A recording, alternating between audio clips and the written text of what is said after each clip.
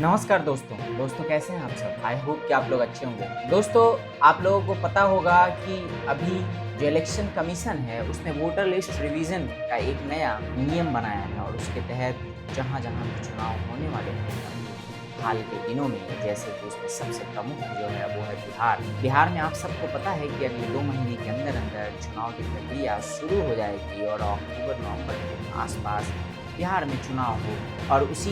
चुनाव के मद्देनज़र इलेक्शन कमीशन ना कि बिहार में बल्कि इसे धीरे धीरे बाकी जो दूसरे राज्य हैं उन सभी जगहों पे वोटर कार्ड रिवीजन कानून और या यूं कहें कि एक पॉलिसी लेके आया है। इस पॉलिसी के तहत, इस नियम के तहत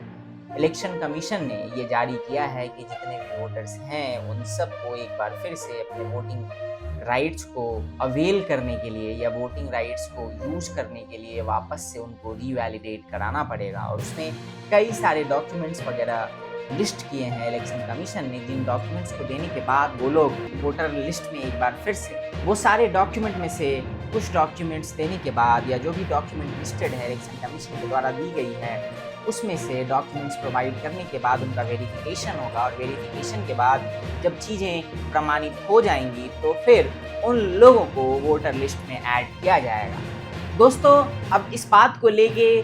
हमारे देश का जो विपक्ष है और खासकर बिहार में जो विपक्षी पार्टी अभी है, जैसे कि इंडिया अलायंस यानी कि आरजेडी के तेजस्वी यादव जी और कांग्रेस, इन सब ने हो हल्ला शुरू कर दिया है। दरअसल ये सब कह रहे हैं कि ये जो भी अभी वोटर कार्ड रिवीजन का जो नया पॉलिसी इलेक्शन कमीशन लेके आई है ये सरकार के द्वारा या सरकार के इशारे पे किया जा रहा है और इससे चुनाव में बहुत प्रभाव पड़ेगा। दोस्तों, इसमें आगे बढ़ के उन्होंने ये तक कहा है कि अगर ऐसा होता है और इलेक्शन कमीशन इस पे किसी भी तरीके का बदलाव नहीं करती है या इस चीज को रोकती नहीं है तो फिर जो आगामी विधानसभा चुनाव बिहार में होने हैं उसमें विपक्षी पार्टियां जितनी हैं वो सारी भाग नहीं लेंगी। जो विपक्षी पार्टियां हैं, चाहे वो आरजेडी है या और भी बाकी जो विपक्षी पार्टियां हैं, कांग्रेस या इत्यादि इत्यादि, उन सब ने बिहार विधानसभा के बाहर आज धरना प्रदर्शन भी किया है। दोस्तों, इससे इतर संसद में भी संसद सत्र इस बार चल रहा है, उसके बाहर भी हमारे देश की विपक्षी पार्टियों के सांसदों ने धरना प्रदर्शन किया है और इस बिल का विरोध किया है। अब यहाँ पे कई सारी चीजें हैं दोस्तों, कई सारे सवाल हैं। पहला सवाल ये कि जिस तरीके से जो डेटा बताया जा रहा है और जिसमें कहा जा रहा है कि जो वोटर कार्ड रिवीजन का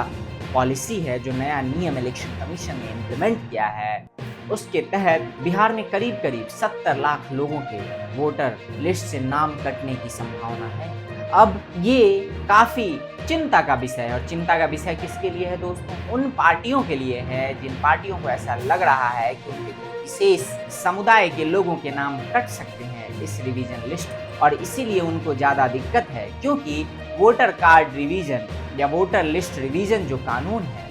ऐसा तो है नहीं कि उसमें किसी एक पार्टी के वोटर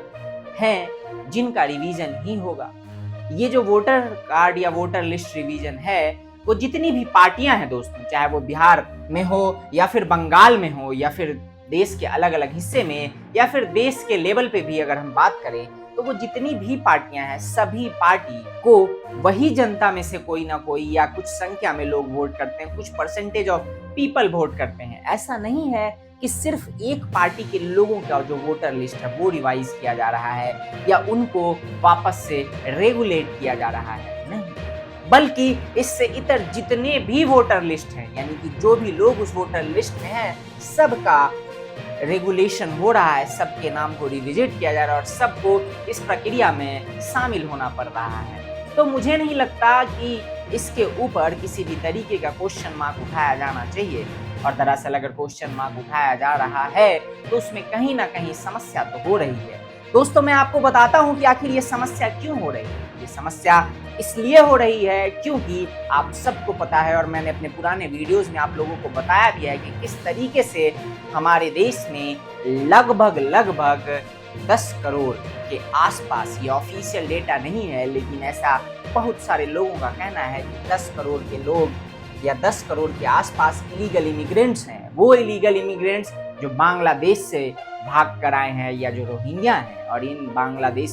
के लोगों ने, रोहिंग्याओं ने और कुछ तो उसमें से पाकिस्तान के भी हैं, इन सब ने यहाँ पे अलग अलग राज्यों में वो डिस्ट्रीब्यूट हो चुके हैं और अलग अलग राज्यों में रह रहे हैं। और उसी में से बिहार भी एक राज्य है, बंगाल भी एक राज्य है, दिल्ली भी एक राज्य है, गुजरात भी एक राज्य है, और साउथ में भी ये लोग पहुंच चुके हैं। ये लोग उस जगह के वोटर कार्ड इन्होंने बनवा लिए हैं, वहां के राशन कार्ड में इन्होंने खुद को सूचीबद्ध करा लिया है दोस्तों। और ये सब कुछ तब तक सही नहीं होगा जब तक कि ये रिवीजन नहीं होता, इससे क्लैरिफाई नहीं होता कि आखिर कौन से लोग हैं जो वाकई में इस देश के नागरिक हैं और जिनको वोट देने का अधिकार मिलना चाहिए, जो वाकई में इस देश के संसाधनों पे जिनका हक है और वाकई में जो इस देश के जनता के मेहनतकश जनता के टैक्स के पैसे से जो कोई भी स्कीम केंद्र सरकार या राज्य सरकारों के द्वारा चलाया जा रहा है उसका उपभोग करने का हक इनको है या नहीं। और ये सब कुछ तभी क्लैरिफाई हो पाएगा दोस्तों जब ये चीजें हों, जब वोटर रिवीजन या वोटर लिस्ट का जो रिवीजन रेगुलेशन है उसके तहत से वैलिडेशन हो या वेरिफिकेशन हो, या फिर जो अलग कानून लाने की बात कई सालों से भारतीय जनता पार्टी से इस देश के लोग कर रहे हैं, जैसे कि एनआरसी, जैसे कि सीए, जैसे कि एनपीआर, ये सारी चीज़ें जब तक इम्प्लीमेंट नहीं होंगी तब तक पता नहीं चलेगा कि आखिर में इस देश का कौन वास्तविक नागरिक है और कौन इस देश में अवैध रूप से घुसपैठ करके रह रहा है दोस्तों। बाकी जैसा कि आप सबको पता है और मैं हर बार ये बात कहता हूँ कि हमारे देश में चाहे कुछ भी हो उस पर राजनीति अवश्य होती है और इस मुद्दे पे भी राजनीति हो रही है। अब देखना होगा कि इस राजनीति में किसको सह मिलती है और किसको मात। खैर उसके लिए हमें इंतजार करना होगा। बाकी फिलहाल के लिए बस इतना ही। मिलते हैं अगले वीडियो में। टिल देन जय हिंद, जय भारत, नमस्कार।